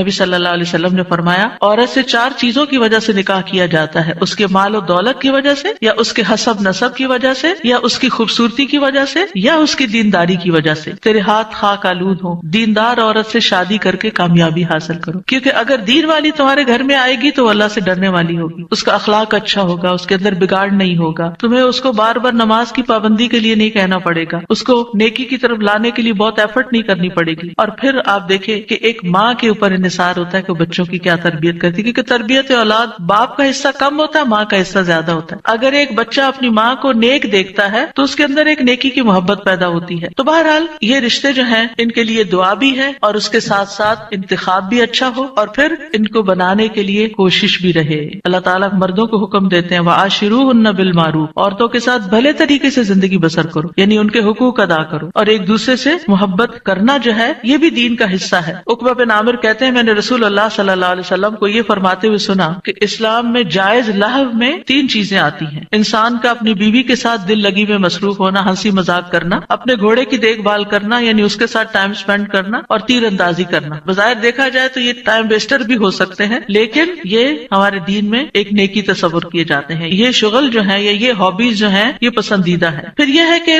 شوہر اور بیوی کو ایک دوسرے کا حق ادا کرنا ہے، کیونکہ یہ حقوق اللہ نے ایک دوسرے کے ذمے رکھے ہیں اور اللہ تعالیٰ قیامت کے دن پوچھے گا۔ بعض اوقات ایک بیوی یہ کہتی ہے کہ میں شوہر کا حق نہیں دیتی کیونکہ وہ بھی میری فلاں بات نہیں مانتا، یا شوہر یہ کہتا ہے میں بیوی کا حق نہیں دیتا کیونکہ میری وہ فلاں بات نہیں مانتی۔ نہیں، جب تک آپ اس رشتے میں ہیں دونوں کو ایک دوسرے کا حق دیتے رہنا چاہیے۔ اور کیوں دینا چاہیے؟ کہ اللہ کا حکم ہے، اس لیے نہیں کہ شوہر خوش ہوگا یا بیوی خوش ہوگی، اس لیے کہ میرے رب کا حکم ہے، اس لیے مجھے یہ کام کرنا ہے۔ اور جب آپ رب کو راضی کرتے ہیں تو رب بندوں کو بھی آپ سے راضی کر دیتا ہے۔ پھر اسی طرح یہ ہے کہ ایک دوسرے سے اچھے اخلاق کے ساتھ پیش آنا۔ نبی صلی اللہ علیہ وسلم نے فرمایا ایمان کے لحاظ سے کامل مومن وہ ہے جو اخلاق میں سب سے اچھا ہے، اور تم میں سے بہتر شخص وہ ہے جو اپنے گھر والوں کے لیے اچھا ہے، اور ایک روایت میں بیویوں کے لیے اچھا ہے۔ اس میں آپ دیکھیے کہ لوگ گھر سے باہر تو ہر ایک سے بڑا اچھا اخلاق رکھتے ہیں، لیکن گھر میں منہ بنا کے رکھتے ہیں، تو یہ اچھے اخلاق کی علامت نہیں۔ اللہ تعالیٰ نے جو کرائیٹیریا دیا ہے وہ کیا ہے کہ سب سے اچھا وہ ہے جس کا گھر میں اخلاق اچھا ہے۔ پھر اسی طرح یہ ہے کہ بد زبانی نہیں کرنی چاہیے۔ پھر بیوی کے ذمہ ہے کہ شوہر کی بات ماننے کے علاوہ شوہر کے مال اور اولاد کی حفاظت کرنے والی ہو، ان کو ضائع نہ کرے، صابر و شاکر ہو۔ شوہر کی ذمہ داری کیا ہے کہ گھر والوں پر خوشی سے خرچ کرے، اور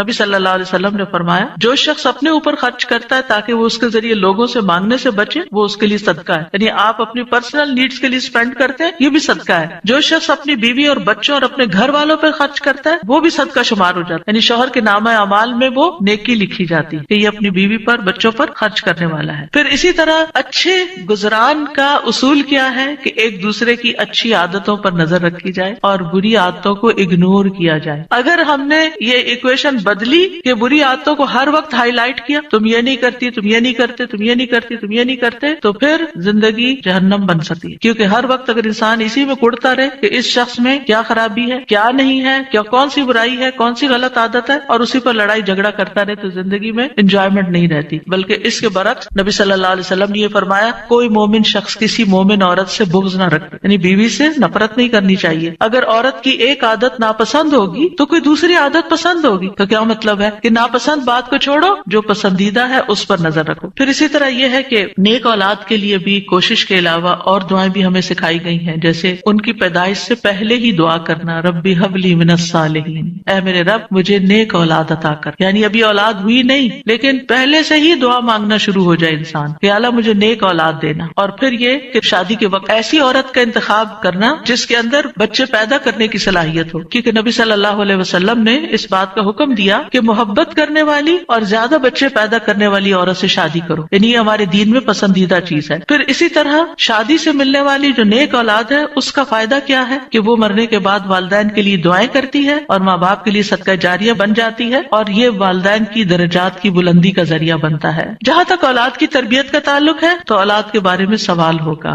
یعنی ماں باپ دونوں سے پوچھا جائے گا کہ انہوں نے ان کی تربیت میں کیا کوشش کی. پھر اسی طرح اولاد کا پہلا حق کیا ہے؟ حدیث میں آتا ہے نبی صلی اللہ علیہ وسلم نے فرمایا اپنے نطفوں کے لیے اچھی عورت کا انتخاب کرو، یعنی نیک عورت کا انتخاب کرو، اور دین میں ہم پلہ عورتوں سے نکاح کرو اور ہم پلہ مردوں کو اپنی بیٹیوں کا نکاح کر کے دو. پھر اسی طرح اچھے باپ کا انتخاب، رسول اللہ صلی اللہ علیہ وسلم نے فرمایا جب ایسا شخص تمہارے پاس نکاح کا پیغام بھیجے جس کے دین اور اخلاق سے تم مطمئن ہو تو اس سے اپنی بیٹی کا نکاح کرو. یعنی اوباش آوارہ لڑکے ہوں تو پھر ان کے ساتھ شادی نہیں کرو، کیونکہ شادی کے بعد کیا ہوگا، آپ کی بیٹی کو مصیبت میں ڈال دے گا. فرمایا اگر ایسا نہیں کرو گے تو زمین میں فتنہ اور زبردست فساد برپا ہوگا، یعنی پھر فساد ہی فساد، بگاڑ ہی بگاڑ. پھر اسی طرح ولادت سے پہلے شیطان سے حفاظت کی دعا سکھائی گئی کہ جب شوہر بیوی ایک دوسرے سے ملیں تو دعا پڑھیں، جیسے حضرت مریم کی والدہ نے دعا پڑھی تھی وَإِنِّي أُعِيذُهَا بِكَ وَذُرِّيَّتَهَا مِنَ الشَّيْطَانِ الرَّجِيمِ. کتنی خوبصورت دعا ہے کہ اللہ میں اس بچی کو بھی اور اس کی آئندہ آنے والی ذریت کو بھی تیری پناہ میں دیتی ہوں شیطان سے بچا کر. پھر یہ کہ بچوں کو سب سے پہلے توحید سکھانی چاہیے، بچپن سے ہی بچوں کے اندر اللہ کا ڈر پیدا کرنا چاہیے،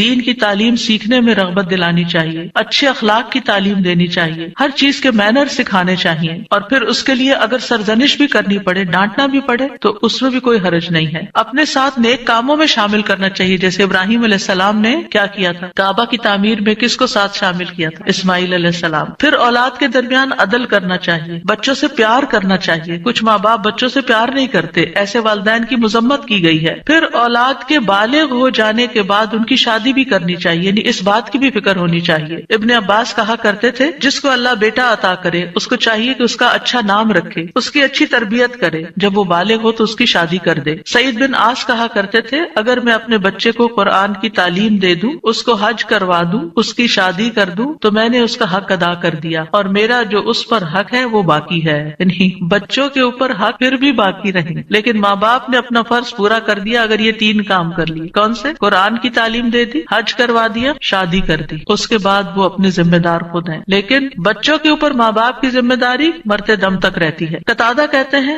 اگر لڑکا بالغ ہو جائے اور اس کا باپ شادی نہ کرے بچے کی اور وہ کسی بے حیائی کا ارتکاب کرے، یعنی کسی برائی میں پڑ جائے، تو باپ گناہگار ہوگا. یعنی وہ لڑکا تو ہوگا ہی یا لڑکی تو ہوگی ہی، لیکن ماں باپ بھی گناہگار ہوں گے. تو اس لیے شادی کے معاملے میں انسان کوشش ضرور کرے، رشتہ نہیں ملتا یا کوئی اسباب نہیں بن رہے تو وہ الگ بات ہے، لیکن ماں باپ کو اس بات کی فکر ہونی چاہیے، کیونکہ دیکھا گیا کہ وقت کے ساتھ ساتھ یہ فکر ختم ہو گئی ہے اور بعض ماں باپ نے تو یہ چیز اولاد پر ہی چھوڑ دی ہے. پھر اسی طرح یہ بھی خوشخبری سن لیجئے کہ والدین کی دعائیں اپنی اولاد کے حق میں قبول ہوتی، اس لیے بچوں کے لیے زیادہ سے زیادہ دعائیں کیا کریں. یعنی خاص طور پر اگر بچے جو ہے وہ دور ہوں یا آپ کی ایکسپیکٹیشن پہ پورے نہیں اتر رہے ہوں تو ان کو اپنی دعاؤں میں یاد رکھیں. نبی صلی اللہ علیہ وسلم نے فرمایا 3 قسم کے لوگوں کی دعائیں قبول ہوتی ہیں اور ان کی قبولیت میں کوئی شک و شبہ نہیں، مظلوم کی دعا، مسافر کی دعا اور والد کی اپنے اولاد کے لیے دعا. تو اس لیے ہمیں دعائیں کرتے رہنا چاہیے اور ان دعاؤں میں ربنا حب لنا من ازواجنا، جن کو آتی ہے وہ بھی پڑھے، ربنا حب لنا من ازواجنا وذریاتنا قرۃ اعین وجعلنا للمتقین اماما. اب اس میں آپ دیکھیے کہ آپ نے فوکس کرنا ہے ازواج، ذریات اور پھر للمتقین اماما، للمتقین اماما. اس میں وہ لوگ بھی آ جاتے ہیں جن کی ازواج نہیں یا جن کی اولاد نہیں، تو وہ کیا ہے؟ متقین کے امام. کیونکہ آپ دیکھیے کہ حضرت عائشہ رضی اللہ تعالیٰ عنہا جو تھی بہت ینگ ایج میں 18 ایئرس کی تھی کہ وہ بیوہ ہو گئی تھی، بہت چھوٹی عمر میں. لیکن آپ کو معلوم ہے ان کے شاگردوں کی تعداد کتنی زیادہ، ایک تو کچھ ڈائریکٹ شاگرد تھے نا اور ایک آج تک ہم سب شاگرد ہیں ان کے. انہوں نے جو احادیث روایت کی، یعنی وہ ان صحابہ میں سے تھی جو مکثرین تھے، جن کی احادیث کی تعداد ہزاروں میں پہنچتی، تو انہوں نے جو حدیث روایت کی اور لوگوں نے جو پڑھی اور آگے پڑھائی اور سکھائی، وہ سب ان کے شاگرد بنتے ہیں. تو ایسے لوگ جو وہ علم حاصل کرتے ہیں اور وہ تقویٰ حاصل کرتے ہیں، تو یہ بھی ایک لیڈرشپ ہوتی ہے. ہو سکتا ہے کہ یہ لیکچر کچھ ایسے لوگ بھی سن رہے ہوں کہ جن کی ابھی شادی نہیں ہوئی، یا شادی ہوئی تو شوہر نہیں ہے، شوہر چلا گیا دنیا سے، یا ڈیورس ہو گئی، یا پھر یہ کہ شادی ہوئی شوہر ساتھ ہے لیکن بچے نہیں ہوئے، یا یہ کہ بچے ہوئے اور فوت ہو گئے. یعنی کئی سیناریوز ہیں نا، کئی سچویشن بن جاتی ہیں. تو جو بھی کوئی سچویشن ہو، اس میں دعا کا یہ پہلا حصہ پڑھنے کے ساتھ ساتھ دوسرا حصہ آپ کے لیے ایک زبردست تسلی کا ذریعہ ہے کہ اگر ہمارے پاس دنیا کی یہ نعمتیں نہیں ہیں، یہ دنیا کی نعمتیں ہیں نا، اگر اللہ تعالیٰ نے لے لی تو اللہ تعالیٰ اس کا عوض بھی بہت زبردست دے گا. تو اللہ نے جو دوسری اپرچونٹیز اور جو دوسرے مواقع رکھے ہیں، ان سے ہمیں فائدہ اٹھانا چاہیے اور ایسے کام کرنے چاہیے اور ایسے کاموں میں اپنا وقت لگانا چاہیے. اور خاص طور پر میں ان خواتین سے کہوں گی جن کے بچے بڑے ہو چکے ہیں، جو اپنے بچوں سے فارغ ہو چکی ہیں اور اللہ تعالیٰ نے ان کو صحت جیسی نعمت عطا کر رکھی ہے، ان کو وقت دے رکھا ہے، ان کو مال دے رکھا ہے، وہ اپنے وقت کو کمیونٹی سروسز میں ضرور لگائیں. یعنی اگر تعلیم ہے ان کے پاس تو دوسروں کو تعلیم دیں، اور اگر ان کے پاس کوئی اسکلز ہیں تو وہ دوسروں کو اسکلز سکھائیں، اور اگر کسی بھی قسم کا کوئی والنٹیئر ورک وہ کر سکتے ہیں تو اپنے آپ کو خود آفر کریں. تو ہو سکتا ہے کہ جہاں پر آپ آفر کریں وہاں آپ کے لیے کوئی اپرچونٹی موجود ہو اور آپ نیک کام میں حصہ لے لیں. اور اس کا یہ مطلب نہیں کہ یہ صرف فارغ لوگوں کا کام ہوتا ہے کہ وہ دین کی خدمت کرتے رہیں. صحابہ کرام نے اپنی ازواج اور اولاد کے ساتھ بھی یہ کام کیا ہے. یاد رکھیے، جس طرح ہم اپنی دنیا کو بنانے کے لیے، اپنی اولاد کو سنوارنے کے لیے ہم کوشش کرتے ہیں، اسی طرح ہمیں دوسروں کی اولاد اور دوسرے لوگوں کی بھی فکر ہونی چاہیے، ان کے لیے بھی خیر خواہی کرنی چاہیے. اور میں نے اپنی زندگی میں ایکسپیرینس کیا ہے کہ میں نے شاید اپنے بچوں سے زیادہ دوسروں کی فکر کی ہے اور اللہ تعالیٰ نے وہ خیر واپس لوٹا دی. یعنی اپنی اولاد کو شاید اتنا وقت جتنا ایک عام ایوریج ماں باپ دیتے ہیں اتنا شاید نہ دے سکی، لیکن الحمدللہ اللہ سبحانہ وتعالیٰ نے وہ خیر قبول کی اور میرے بچوں کو بھی ہدایت دے دی. تو ایسا نہیں ہوتا کہ جب ہم خیر بانٹتے ہیں تو خود خیر سے محروم ہو جاتے ہیں. کوئی امتحان آزمائش تو ہو سکتی ہے. ہمیشہ نوح علیہ السلام کی مثال یاد رکھیے کہ وہ ایک باپ تھے جنہوں نے سارے بچوں کی ایکولی تربیت کی، لیکن ایک بچہ نہیں مانا. بعض اوقات ایسا ہوتا ہے کہ آپ اپنا تن من دھن لگا دیتے ہیں لیکن کوئی ایک بچہ نہیں مانتا، تو پھر اپنے آپ کو گلٹ میں نہ رکھیں، اپنے آپ کو ہر وقت پریشانی میں نہ رکھیں کہ میں نے کمی کی ہے، میری طرف سے کوئی کوتاہی ہے. کیونکہ آہستہ آہستہ شیطان اس کو وسوسے ڈالتا ہے کہ دیکھا نا، تم دوسروں کی فکر کرتی رہی اور تمہاری اولاد بگڑ گئی. نہیں، اب ہم کیا نوح علیہ السلام کو یہ کہیں گے کہ وہ دن اور رات، آپ سورۃ نوح پڑھیں، دن میں بھی تبلیغ کی، رات میں بھی کی، چپکے سے بھی کی، اوپنلی بھی کی، دن اور رات یہ سارے کام کیے. تو کوئی ان کو کہے آپ لگے رہے نا لوگوں میں، اس لیے آپ کا یہ بچہ بگڑ گیا، کیا ہم یہ کہہ سکتے ہیں؟ نعوذ باللہ، ہرگز نہیں کہہ سکتے. استغفر اللہ، کبھی بھی نہیں کہہ سکتے، معاذ اللہ. کیونکہ ہم کسی پیغمبر کے بارے میں یہ سوچ بھی نہیں سکتے کہ انہوں نے اپنی اولاد کے لیے کوئی کوتاہی کی. لیکن یہ اللہ کی حکمت ہے نا، اور تقدیر کا ہم پڑھ چکے ہیں، یہ اللہ کی تقدیر میں ہوتا ہے. ٹھیک ہے، ایک ناقابل برداشت بات ہوتی، لیکن پھر بھی میں نے اپنے استاد سے بہت پہلے ایک بات سنی تو اس کو میں نے پلے باندھ لیا. انہوں نے کہا تھا، تفسیر کی کلاس میں تفسیر پڑھاتے تھے میں ماسٹرز میں، انہوں نے کہا کہ اگر آپ چاہتے ہیں نا آپ کا بچہ کھائے، کیونکہ مائیں بڑی پریشان رہتی ہے بچہ کھاتا نہیں ہے، آپ دوسروں کے بچوں کو کھلائیں. آپ کا بچہ دودھ نہیں پیتا، آپ بچوں میں دودھ بانٹیں. آپ کا بچہ سیکھتا نہیں، تعلیم نہیں آ سکتا، آپ اوروں کے بچوں کو پڑھائیں. جو خیر آپ دوسروں کو دیں گے وہ خیر آپ پر واپس آئے گی. ان احسنتم احسنتم لانفسکم. یہ نہیں ہو سکتا کہ آپ دوسروں کے لیے بھلا کریں اور اللہ تعالیٰ آپ کو چھوڑ دے. ان تنصروا اللہ ینصرکم ویثبت اقدامکم. دین کی مدد کرنا اللہ کی مدد حاصل کرنے کا ذریعہ ہے، اور ثابت قدمی کا، دین پر ثابت قدمی کا. کیونکہ آپ دیکھیے، اگر آپ پاور ہاؤس سے اپنے گھر کی بجلی کا کنیکشن کاٹ دیتے ہیں تو کیا ہوتا ہے؟ آپ کا گھر اندھیرے میں چلا جاتا ہے. قرآن سے، قرآن والوں سے، قرآن کی مجالس سے اگر آپ اپنے آپ کو یہ کہہ کے پیچھے کر لیتے ہیں کہ میں اپنے بچوں کی تربیت کر رہی ہوں، تو یہ ایک دھوکہ ہوگا. کیونکہ ایسے بچوں کی تربیت نہیں ہوتی. اگر آپ کا دل خالی ہے اور آپ کے اندر ایمان بھرا ہوا نہیں ہے، اگر آپ کے اندر یقین نہیں ہے، اگر آپ ایک اچھے رول ماڈل نہیں ہیں، اور یہ ساری چیزیں آپ کو قرآن سے جڑے رہنے سے ملتی ہیں، قرآن والوں سے جڑے رہنے سے ملتی ہیں، تو پھر آپ اپنے بچے کی تربیت خالی خولی کہاں سے کریں گے؟ آپ 24 گھنٹے بھی اپنے بچے پہ اینک لگا کے رکھے نا کہ میں اس پہ توجہ کر رہی ہوں، ہدایت پھر بھی اللہ نے دینی. لیکن جب آپ اللہ کا کام کریں گے تو انشاءاللہ اللہ تعالیٰ آپ کے بچوں کو ضرور ہدایت دے، وہ آپ کو تنہا نہیں چھوڑے گا. اور اگر پھر بھی ان کو ہدایت نہیں ملتی تو معلوم نہیں اللہ کی کیا حکمت ہے جو ہمیں نہیں پتا. ہمیں نہیں پتا، ہو سکتا ہے کسی ایک بچے کی تکلیف ہمارے اللہ کے ساتھ جڑے رہنے کا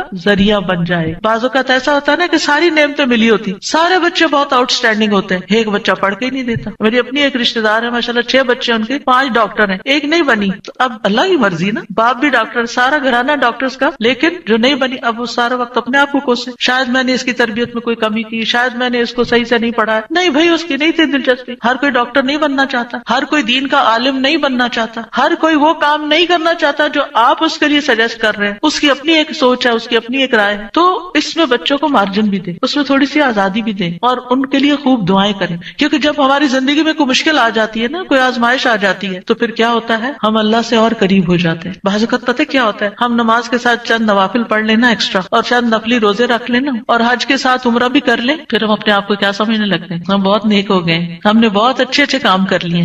لیکن ہوتا کیا ہے کہ ابھی کمی ہوتی ہے کہیں اور ہمیں پتہ نہیں ہوتا. اتنے میں اللہ کی طرف سے کوئی آزمائش آ جاتی, پھر جو ہماری دعاؤں میں رونا ہوتا ہے, اور پھر جو ہماری دعاؤں میں اخلاص ہوتا ہے, اور پھر جو ہماری دعاؤں میں اصرار ہوتا ہے اور تکرار ہوتا ہے اور ہمارا تڑپنا ہوتا ہے, وہ اس سے پہلے نماز, روزہ, حج, زکوٰۃ کسی چیز میں نہیں تھا.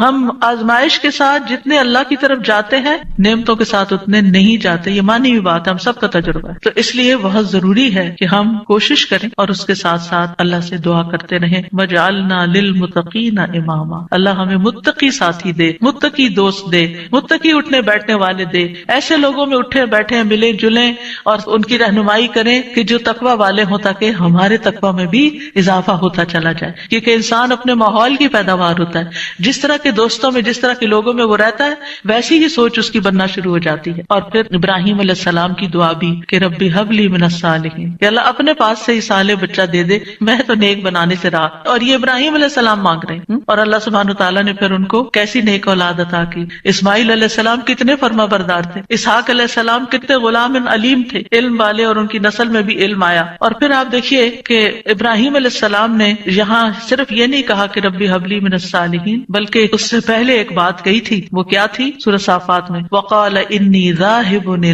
ربی سیہدین, میں اپنے رب کی طرف جا رہا ہوں, میں رب کا بن رہا ہوں, وہ مجھے ہدایت دے گا. پھر مانگا اللہ مجھے نیک اولاد بھی دے. ہم کیا کرتے ہیں, ہم خود تو نیک بنتے نہیں, انی ذاہب الی ربی کرتے نہیں, نہ نیکی کی طرف جاتے ہیں, نہ نیک کام کرتے ہیں, نہ دین کا کام کرتے ہیں, اور پھر ہم کہتے ہیں اللہ مجھے نیک اولاد دے, میری اولاد کو نیک بنا دے. یہ کیسے ہوگا؟ پہلے آپ خود تو بنے, پہلے آپ خود تو وہ کام کریں کہ جو آپ کو کر کے دکھانے ہیں بچے کو کہ ایسے نیک کام کرتے ہیں. اور پھر آپ دیکھیں کہ ابن جریر طبری کہتے ہیں کہ ابراہیم علیہ السلام کی دعا یہ تھی کہ اللہ مجھے اپنی طرف سے ایسا بیٹا عطا کر جو نیک لوگوں میں سے ہو, ایسے لوگ جو تیری اطاعت کرتے ہیں, تیری نافرمانی نہیں کرتے, زمین میں اصلاح کے کام کرتے ہیں اور زمین میں فساد برپا نہیں کرتے. یعنی مجھے ایسی اولاد چاہیے. اس سے یہ بات بھی پتہ چلتی ہے کہ انسان خواہ کتنا ہی قدر و منزلت والا ہو, خلیل اللہ ہی کیوں نہ ہو, پھر بھی وہ اللہ کا محتاج ہے, پھر بھی وہ اللہ تعالیٰ سے دعائیں کرے کہ ربی ہب لی من الصالحین. اور اصلاح کی اپنی ایک اہمیت ہے, یعنی صرف اولاد نہیں مانگی بلکہ نیک اولاد مانگی, کیونکہ صرف اولاد آپ کے لیے مصیبت کا سبب ہو سکتی ہے, اور نیک اولاد آپ کے لیے آنکھوں کی ٹھنڈک کا سبب ہوگی. اور پھر یہ کہ ابراہیم علیہ السلام کی دعاؤں میں وَمِن ذُرِّيَّتِنَا أُمَّةً مُسْلِمَةً لَكَ, سبحان اللہ, اتنی بڑی دعا مانگ لی.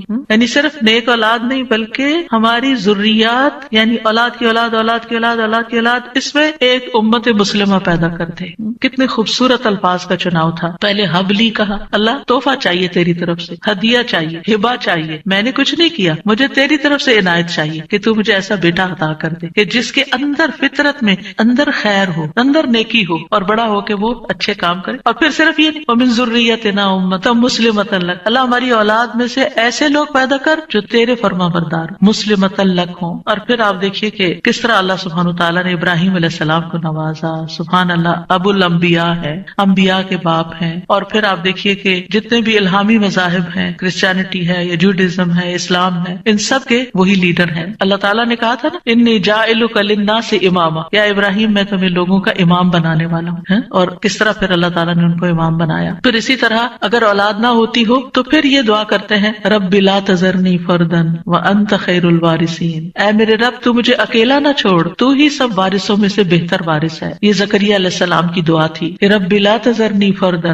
وانت خیر الوارثین. تو اللہ نے دعا قبول کر لی. فاستجبنا لہ ووہبنا لہ یحییٰ, ہبہ ہے یہاں بھی, اور ہم نے اس کو یحییٰ عطا کیا. واصلحنا لہ زوجہ, اور اس کی بیوی کی اصلاح کر دی. کیوں؟ انہم کانوا یسارعون فی الخیرات, کیونکہ وہ نیکیوں میں سبقت کرتے تھے, نیکیوں میں دوڑ دوڑ کے جاتے تھے. ویدعوننا رغبا ورہبا, اور وہ ہمیں رغبت محبت اور رغبت، امید اور خوف کے ساتھ پکارتے تھے. وَكَانُوا لَنَا خَاشِعِينَ. یہ تین چیزیں دعاؤں کی قبولیت کا ذریعہ ہیں. نیکی کے کاموں میں تیز جانا، جلدی کرنا، سستی نہ کرنا. یسارعون، سرعت سے ہے یہ لفظ کہ ان انبیاء کی دعائیں کیوں قبول ہوئی؟ کیونکہ وہ نیکی کے کاموں میں تیزی دکھاتے تھے. دوسرے دعائیں کرتے تھے. وَيَدْعُونَنَا رَغَبًا وَرَهَبًا، یعنی کوشش بھی کرنی ہے، بھاگنا بھی ہے اللہ کی طرف، اور دوسرے دعائیں کرنی ہے. اور تیسرے تکبر میں نہیں آنا. وَكَانُوا لَنَا خَاشِعِينَ، وہ ہمارے لیے خشوع کرنے والے تھے. ابن قیم کہتے ہیں نیک اعمال کرنا اور اس کی طرف سبقت لے جانا دعا کی قبولیت کے بڑے اسباب میں سے ہے، اسی لیے اللہ تعالیٰ نے ان کی دعائیں قبول کر لی. پھر ایک اور دعا ہے جو حضرت زکریا علیہ السلام نے ہی مانگی. رب هب لی من لدنک ذریۃ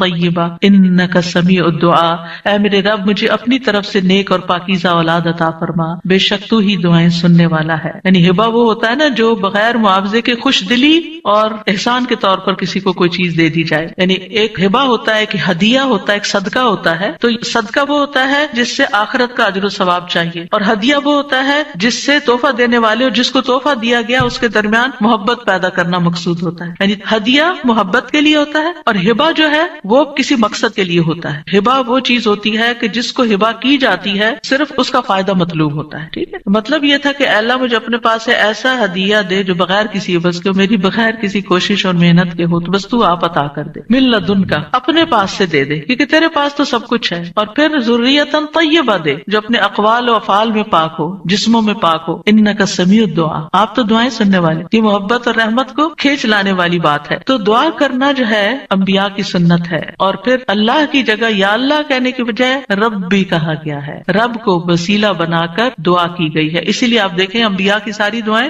ربنا سے شروع ہوتی ہیں یا ربی سے شروع ہوتی ہیں. اور پھر صرف اولاد نہیں، نیک اولاد، اور پھر اولاد کو نیک بنانے کے اسباب بھی. اور پھر یہ یقین کہ دعا تقدیر کو بدل دیتی ہے. حضرت زکریا انتہائی بوڑھے تھے لیکن انہوں نے یقین سے دعا کی. اور پھر ابراہیم علیہ السلام کی دعا، رب اجعلنی مقیم الصلاۃ ومن ذریتی ربنا وتقبل دعا، اے میرے رب مجھے بھی اور میری اولاد کو بھی نماز قائم رکھنے والا بنا. اے میرے رب میری یہ دعا قبول فرما.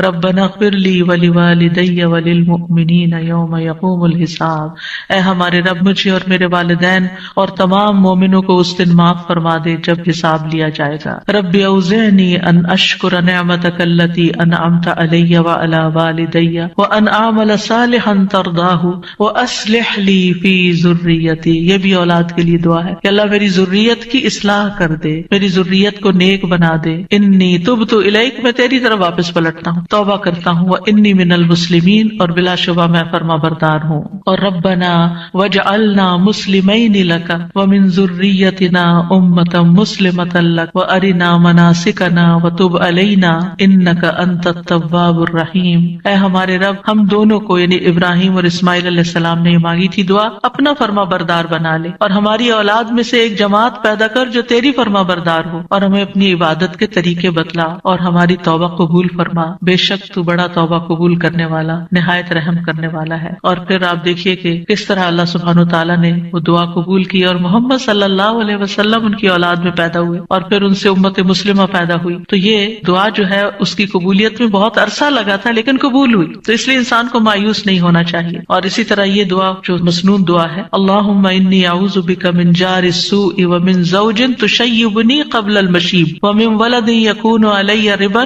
یا ربا ومن مال یکون علی عذابا ومن خلیل ماکر عینہ ترانی وقلبہ یرعانی ان رأى حسنۃ دفنها واذا رأى سیئۃ اذاعها. اے اللہ میں تیری پناہ طلب کرتا ہوں برے پڑوسی سے، برا نیبر نہیں ہو، اور ایسے ساتھی سے، زوج سے، شوہر یا بیوی ایک دوسرے کے لیے، جو مجھے بڑھاپے سے پہلے بوڑھا کر دے، یعنی پریشان کر کے، اور ایسی اولاد سے جو مجھ پہ آقا بن بیٹھے، یعنی مجھ پہ اپنا حکم چلائے. ایسے مال سے جو میرے لیے عذاب کا باعث بن جائے، یعنی کئی دفعہ مال انسان کے لیے مصیبت بن جاتا ہے. ایسے چال باز دوست سے جس کی آنکھیں مجھے دیکھ رہی ہوں اور جس کا دل میری نگرانی کرتا ہے، یعنی وہ میرے عیبوں کو ہی دیکھتا رہے اور میرے حالات کا جائزہ لیتا رہے، اور وہ میری ہر نیکی کو دباتا جائے اور برائی کو نشر کرے. کچھ ایسے بھی لوگ ہوتے ہیں نا آپ کے آس پاس کہ جو آپ کو اپنا دوست بتاتے ہیں، یعنی آپ کے لیے اپنی دوستی ظاہر کرتے ہیں، لیکن وہ آپ کی ہر نعمت سے جلتے ہیں اور آپ کی ہر خرابی سے خوش ہوتے ہیں، اور آپ کے اندر کوئی کمی بیشی ہو تو جا کے دوسروں میں نشر کر دیتے ہیں. تو یہاں 5 چیزوں کی برائی سے بچنے کی دعا کی گئی ہے: برا پڑوسی، بد اخلاق مرد یا عورت، نافرمان اولاد، عذاب بننے والا مال، اور چال باز دوست. دوست. تو بہرحال یہ تھا آج کا ہمارا پروگرام. وآخر دعوانا ان الحمد للہ رب العالمین.